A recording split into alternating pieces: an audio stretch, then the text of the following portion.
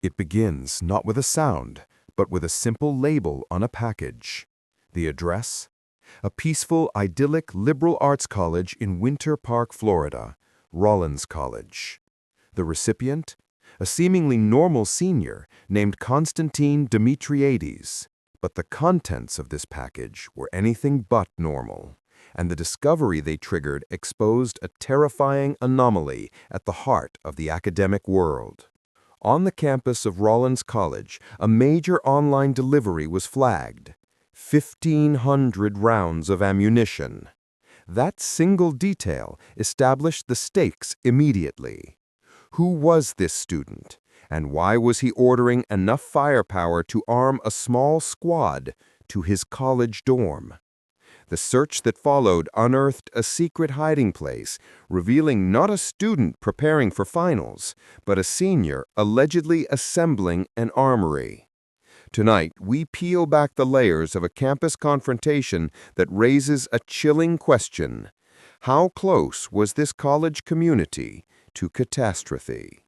Rollins College prides itself on being a haven for learning, a place where intellectual curiosity should be the only charge heavy enough to flag attention.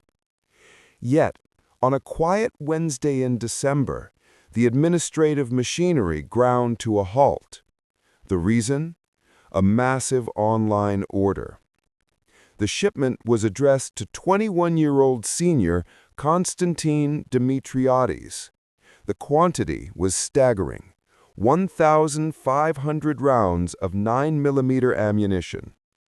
This sheer volume immediately tripped alarms within campus safety protocols. Campus officials had a mandate to investigate, and they acted swiftly. They were dealing with a gross violation of standard college policy, but the sheer scale of the ammunition suggested they might be dealing with something far more volatile. The college's official statement confirms the immediate escalation. On Wednesday, the college received a report indicating a violation of our weapons policy. After receiving this information, we immediately initiated an investigation. The urgency of the situation was paramount.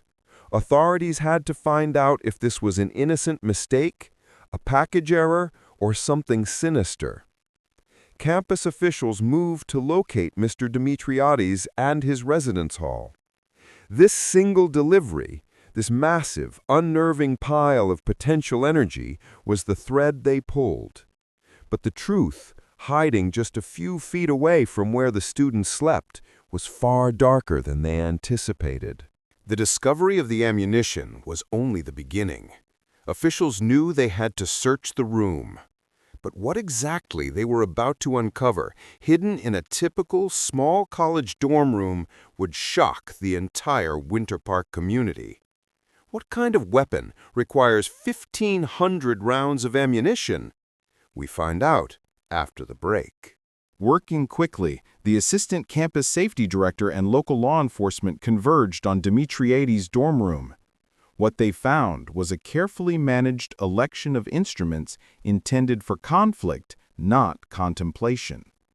The central and most disturbing find was located in the most basic of hiding spots, underneath the student's bed.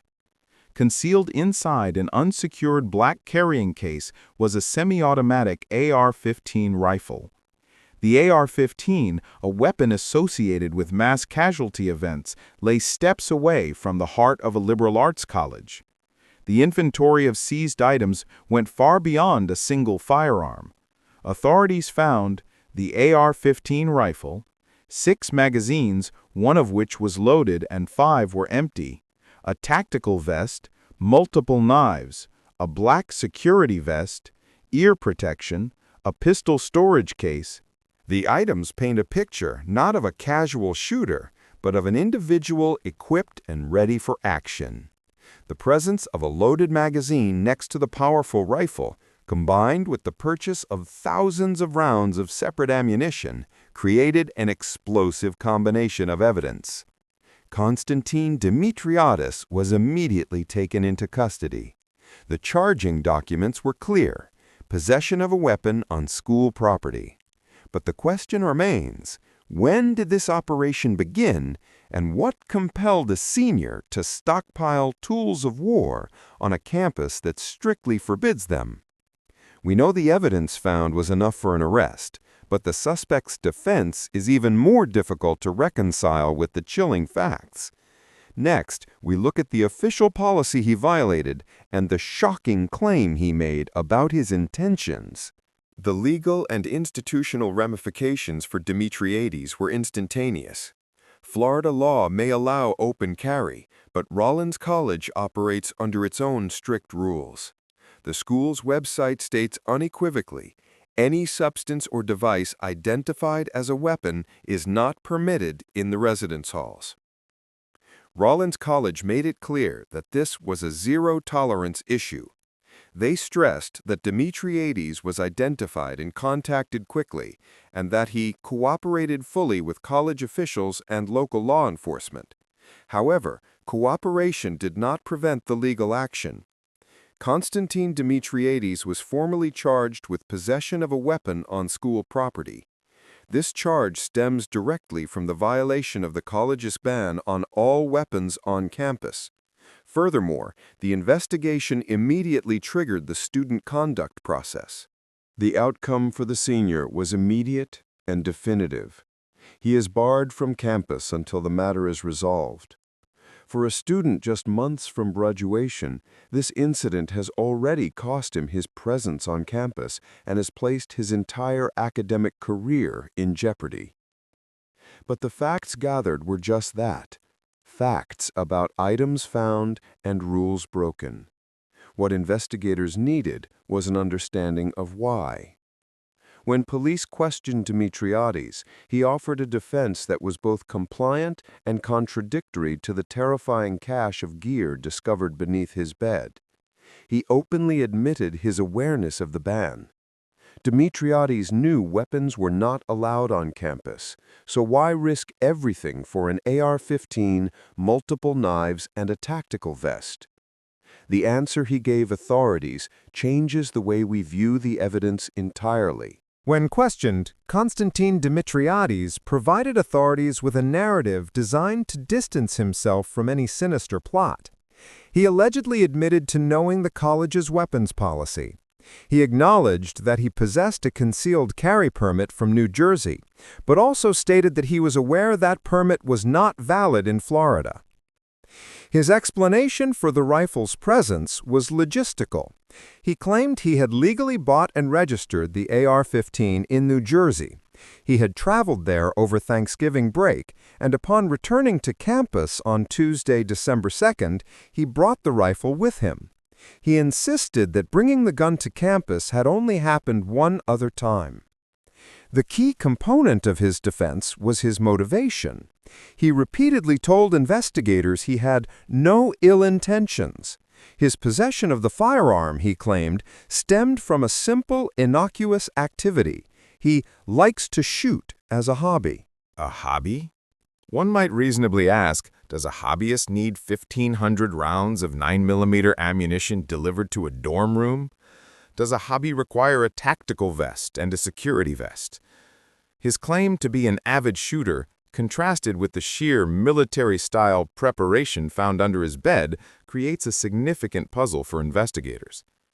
The presence of one loaded magazine, despite the rifle being unloaded, further complicated his claim of purely benign intent. But it was one final, critical piece of information that Demetriades shared with the authorities that provides a shocking lens through which to view his preparedness, and this information was reserved until the deepest part of the interview.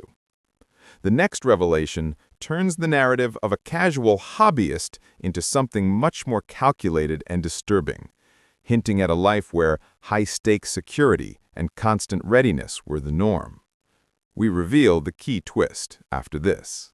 Investigators, weighing the claims of no ill intentions against the cache of weapons and gear, sought to understand the student's background. If he was truly just a hobbyist, why the high degree of readiness, the tactical vest, the multiple knives, the black security vest? Demetriades confirmed that he does, in fact, like to shoot as a hobby. But then the twist. He disclosed that he used to work as an armed security at clubs in Orlando. This stunning detail reframes the entire scenario. Constantine Demetriades was not just a college senior. He was a trained professional, someone accustomed to carrying weapons and maintaining tactical readiness in high-stress environments. His justification for the AR-15's presence, the trip back from Thanksgiving, now sits beside the fact that he was professionally employed to carry firearms. Did his past employment blur the lines between professional necessity and campus life? Was the tactical gear a holdover from a former life or preparation for a new one? While he claimed he usually kept the rifle at a friend's off-campus home, the fact that he brought it onto Rollins College property, a school whose policy he admitted knowing, is the heart of the charge. His cooperation with authorities and the absence of any named victims thus far may weigh heavily in his defense. He was deemed eligible for pretrial release. However, the institutional damage is done. The college continues its student conduct process, ensuring he is barred from the peaceful grounds he allegedly used as storage for a highly powerful tactical weapon and 1,500 rounds of 9mm ammunition. The case remains a profound warning to universities everywhere. When a package arrives with 1,500 rounds of ammunition and an AR-15 is found under a student's bed, the line between hobby and threat becomes terrifyingly thin. The senior claimed he had no ill intentions. He claimed he was merely a hobbyist. But the evidence speaks a louder, more alarming language. An AR-15, a tactical vest, and enough ammunition to engage a sustained conflict, all hidden feet, was allegedly operating a hidden arsenal on campus, will forever cast a shadow over the quiet halls of Rollins College. In an environment designed for learning, the price of vigilance remains tragically high.